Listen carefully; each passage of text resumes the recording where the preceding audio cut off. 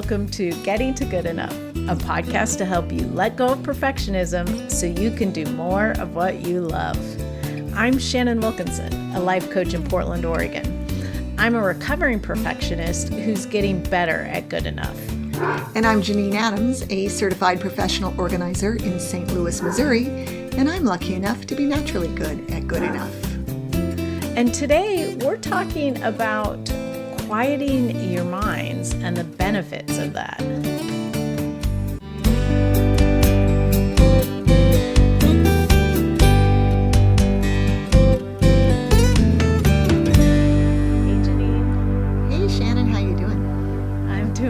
How are you? Well, I'm good. I'm looking forward to talking about quieting your mind, and I'm hopeful that I'll be able to quiet my dog. Suddenly, Bix has become very talkative. He's usually quiet while we're doing this. That's really funny because I was thinking that, we hopefully will be able to tell people some things about quieting your mind, and who knows what will happen with quieting your dog. Right. Don't know what's up. He was at the groomer today, so I guess he's feeling feisty or pretty or something. Yeah. Does he have on a kerchief? Barry literally cuts it off the moment he walks in the door. We tell them not to put them on, because we're just going to take it off. But, he cut it off. That's so funny. Yeah. Yeah. Well, we thought talking about quieting your mind would be a good thing these days as we roll into the holidays and just this sort of normal high level of stress that so many of us are feeling now. That new normal high level, right? I mean, holidays are can be stressful in general for people under ordinary circumstances. But boy, oh boy, this year, as we talked about a couple of weeks ago, this Thanksgiving and December holiday season is tougher than most. And then let's just throw a little bit of politics and all the rest of it on top. And I know maybe because I'm spending so much time alone with my husband and dog, I feel like I've got more going on in my mind talking to myself than ever. I guess because I'm not distracted. I'm not in clients' homes. I'm not doing other things that require my mental energy. So I'm definitely interested in quieting my mind. Oh, good. Yeah, I feel sort of the same thing. And also maybe because it's not getting the things that are on my mind are not getting sort of naturally discharged by chit-chatting with other people. Mm-hmm. You know what I mean? Mm-hmm. Yeah. That's interesting. You're right. Yeah. Yeah. So I think with quieting your mind, the first thing to talk about is when I say that, I don't mean that you stop thinking about things, like that you empty your head of thoughts. It literally is more about making the thoughts more quiet so you're not paying attention to them. Because, brains are brains and they're designed to have thoughts. It would be very sad if they didn't. Right. Thoughts, and right. So, and I think that's something that trips people up a lot when they try meditation, mm-hmm. that they think that they're supposed to, stop having thoughts. Right. And then they feel they failed because they didn't stop having thoughts. Right. Because brains are brains and they have mm-hmm. thoughts. Mm-hmm. And so the first thing I want to stress is that, it's not about clearing your mind in that way. It's not about, trying to not have thoughts. It's about not following the thoughts, not sort of latching onto the thoughts and perseverating on them. I was hoping you were going to say perseverating because I love that word. And so if you didn't say it, I was going to make sure to say it just so I could put it in the show notes. Oh, I love that word. It's a good word, right? It's a good word. Yeah. Yeah. And you're right. I mean, what we have a tendency sometimes to start thinking about something and just chew away at it. Chew, is that what I mean? Yeah. Gnaw, maybe gnaw. And just go. Sometimes it's not beneficial. Sometimes you go down a rabbit hole of places you don't want to go. Yeah. And I noticed that, I think a lot of people think about this in terms of negative thoughts or troublesome thoughts or worrisome thoughts. But I sort of do this just like on about nothing. And it's like, it sort of takes a lot of energy and doesn't give anything back. So when you say you do it with thoughts about nothing, can you give me an example? I'm just trying to picture what you're doing. Thoughts that don't have any impact. Like they're not negative. It's not like I'm worried that something bad is going to happen. It's like I'm thinking about, I don't know, I've been working a lot on my genealogy and figuring out how I'm related to DNA matches and adding that to my family tree. And so, I just may randomly start thinking about that. And like the initial thoughts are sort of useful. Like if there's a little mystery that I'm trying to solve, like, where someone might be connected in or how, or, where they fit into the picture, like a little bit of that is helpful to sort of think about. But like thinking about it, like sort of thinking about the same thing over and over and over again, and just like letting it sort of wander around in my head when there's nothing I can do about it, is not useful. Right. I spend way too much time thinking about what I'm going to wear. Then, like that day. And I wear the same thing every day, pretty much. So I don't know why I'm spending time thinking about it. But no, I hear what you're saying. But that's the same sort of thing, It's like you just sort of get caught up in these patterns of thinking about things that don't really matter all that much. Mm-hmm. And it's takes energy. Yes. I feel like one of the biggest things I get from my daily yoga is often a quieter mind. That the breathing, usually I think it's because of the breathing, but the breathing and the focus on what she is saying is so, and of course I'm moving my body like she's asking me to, it's just so refreshing. I don't always succeed. Sometimes I'm still thinking about what I'm going to wear, but usually it's really very beneficial. So I'm glad I got my weekly plug for Yoga with Adrienne in. Yeah, that's awesome. And that really is at the crux of how to quiet your mind, is to turn your attention specifically to something else. And often turning your attention to your body, to your physicality. And the easiest way to do that is breathing, is sort of the simplest way to drop out of your head and into your body and pay attention to your body. And your mind naturally quiets when you do that. It feels so good. Mm-hmm. Yeah. Yeah. And there are a lot of different techniques that you can do to do that. One of the things that I really like and what I teach a lot of my clients is box breathing. Are you familiar with that? No, I don't think so. Oh, tell me, please. Fun. Yeah. So box breathing is 4 counts of 4. And so you inhale to the count of 4, hold it for 4, exhale to the count of 4, hold it for 4. Ah. Nice. I've heard 3 parts, like it's a triangle breathing, but not that 4th hold it for 4 for some reason. Yeah. Or, second. And so that's a very calming.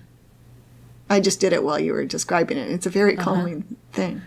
It really is.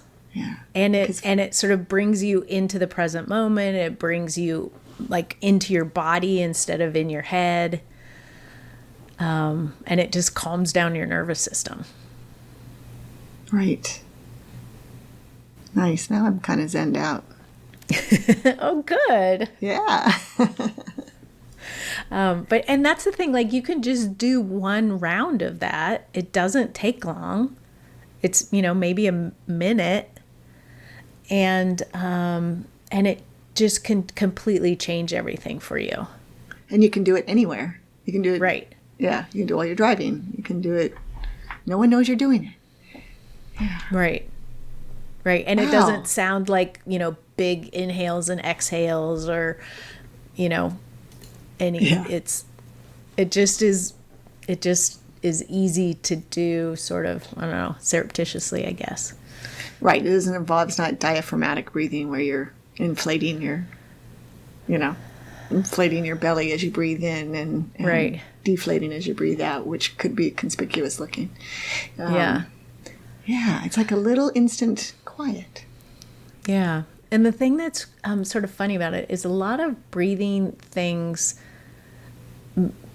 make me out of breath, weirdly, or like sort of feel like I'm hyperventilating or they don't work for, like I can't do them very long because they're not, I'm not breathing in the way that I naturally need to breathe, I guess. They're not comfortable to do for very long. And this one, I can do this forever. Like I never feel like I'm not inhaling or exhaling enough or, whatever. It just feels very comfortable for me to do. That count of 4 is very gentle. Yeah. The other day I was doing yoga and I think it's the only time I've watched a video where she had us do this. We were doing alternate nostril breathing. Oh my goodness. That was not full of ease for me, especially because I had a stuffy nose. But, that's hard. Yeah, it was kind of torturous. Sure, there were benefits behind it, but this box breathing is excellent. Yeah. It's just such a nice, gentle little technique. Do you think that I'm trying to think what I'm trying to ask. Shifting, so I'm thinking about me. Okay, what am I going to wear today? And then I would rather think about something more beneficial or, something that's going to make my day move forward rather, or my mood or whatever. Is there a good way for me to like make that shift? Should I have a list of things to think about? What's that transition? You mean in terms of just like shifting? Yeah, how can I get myself to go from these thoughts of that aren't helpful or doing me any good for me to thoughts that are doing good for me? I think I know the answer.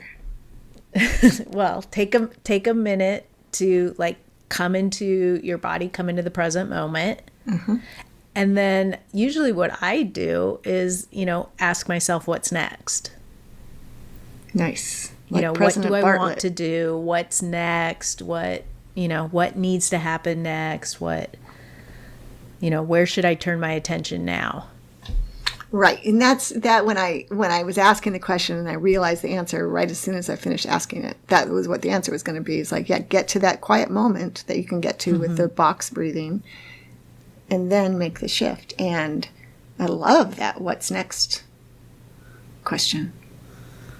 Yeah, and it lets you take your next step from a relaxed, calm place instead of from what may have been an anxious or distracted or worried place. Right, that's excellent. I forget? Have you rewatched The West Wing or watched The West Wing? I have watched it. I haven't watched it in a while. Because that's what that's what President Bartlett says all the time. That's his thing. What's next? Oh, what's that's he how say? He says, what's next? That's how he transitions. Basically, I would tell someone to shut up so he can listen to something else. But the West Wing Weekly has what's next T-shirts. Oh, or that's hats awesome. and things like that. But yeah, so I'll channel my inner Jedediah Bartlett. Yeah. No, Josiah Bartlett, excuse me. Good heavens. Oh, my goodness. Yes. His nickname was Jed, and therefore I got confused for a moment. Completely understandable. Yeah. Yeah. And, I think it's worth noting because there's a way in which our brains think that worrying is of great value to us. It makes our brains think that we're actually doing something productive. And that it counts towards taking action. When usually what it does is it prevents you from taking action. Right. It's quite the opposite of taking action usually. Right. And the thing, like worrying, especially if it's, very anxious worrying, like your body responds as if whatever you're worrying about is actually happening. And so, that's why you can have stress hormones and, like feel wound up all the time if you spend a lot of time worrying, because your body is acting as if it's in high alert all the time. Wow. Which explains why worrying is not helpful in so many levels. Yeah. But so the paradox of worrying is that if you are in a position where you can be worrying, where you can be thinking about something, you're actually not in danger. Because if you were in danger, you would be taking action to avoid it? Right. Like if a car was coming towards you, you would just be jumping out of the way. You wouldn't be worrying about whether or not you should jump out of the way and whether or not you'd be able to do it and whether or not you'd be able to jump far. You would just do it. Right. So worrying is actually a strangely comforting thing if you think about it that way.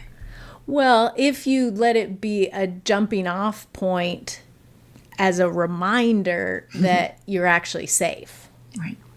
It's not to encourage you to do more worrying. Right. But it's just, like once you become aware that you're worrying and remind yourself, oh, this means that I'm actually okay. And that's a good time to ask yourself, what is it I'm worried about? Is there anything I can do about it right now? Yes, do it. If it's no, is there anything I can do about it specifically in the future? Then put that on your calendar. Like make a note of it so that you can do it at that time and you can let it go. Right. Add it to your Trello board. Right. Yeah. This is a little flow chart you just described. Oh, we can make a little flow chart. Yeah. That's a great idea. Yeah. Maybe I'll do that. We could put it in the show notes. Yeah. Oh, pressure. When are we publishing this? You got a solid 10 days. Or 8 anyway. But that's if you can't do it, I'm confident I could create that particular flow chart in about a minute, Shannon. So if you need me to, let me know. Yeah. But no, those are great questions. I mean, those are great questions to ask yourself when you're worried. So what I just heard you say is, you're worried about something. You remind yourself that means you're not in danger, and then you apply the yes and no questions, and let it go. Yep. That's excellent. Yeah. So then you are actually taking action on the thing that you're thinking about. And, that sort of relieves the pressure of it. Right. And allows you to move along. Yeah. Think about something else. Or quiet your mind. Right. Yeah. It feels like a trick. It's like I feel like I've like the curtain's been pulled. I'm looking behind it and I'm seeing a trick. It's excellent. I did not know this was a thing. Yeah. Well, yeah, that's one of my tricks. Yeah.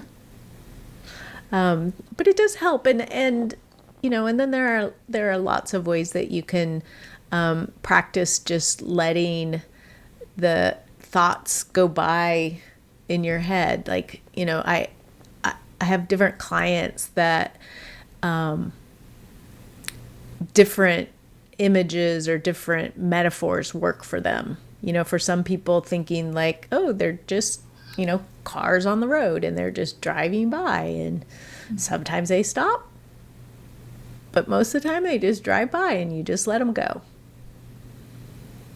Nice. Or I have a client who likes to think about it as like the ebb and flow of the ocean, and that it keeps happening all the time, and it comes in and goes out, comes in and goes out, and you don't need to pay attention to it because it's just happening. Oh, interesting. Yeah. The image that came to my mind when you were talking was birds, a group of birds like geese or seagulls or something, flying overhead and just moving past you. Yep. I don't know. And why you can that's notice them and be like, oh, there's that flock of geese. Mm-hmm. But I'm not worried they're going to land on me. Yeah. I have a vague recollection of writing a blog post maybe about thinking about or your thoughts as a parade going by. Oh. And it's a parade, and you may be paying attention to it and, watching it go by, and there are things that you may sort of focus on for a minute, but they just keep going by. Like, you don't go with the marching band and stay with the marching band. Right. They walk by, certain things attract your attention, other things are completely boring. Yep. You might see somebody you know. Yeah. Yeah. Oh, I like that image. And it should be fun. I hate parades. Right. But it should be. I mean, most people think it's fun. Yeah. So, play around with the metaphor you use for the thoughts in your mind, with this idea that, there's always going to be thoughts. So, what image works for you, what scenario works for you of allowing them to just go by without you having to pay any attention. Unless you choose to. Right. Yeah. Cool. Yeah. So we want to hear from you, our listeners. Do you have any tricks to quiet your mind? We'd love to know how these techniques work for you. You can share with us in the show notes at gettingtogoodenough.com, on social media at on Facebook and Instagram, we're at Getting to Good Enough, and on Twitter, we're at GTG Enough. Or you can always leave us a message at 413-424-GTGE. That's 4843. And let us know what's on your mind. But for now, this is Shannon Wilkinson in Portland, Oregon. And Janine Adams in St. Louis, Missouri. And we hope that good enough is getting easier for you. There's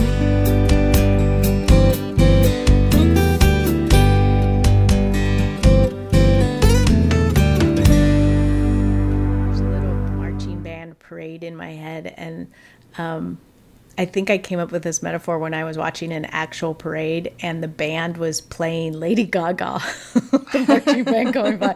And it was like, had the Lady Gaga song going through my head. It was like, ooh, yeah, ooh, dun, dun, and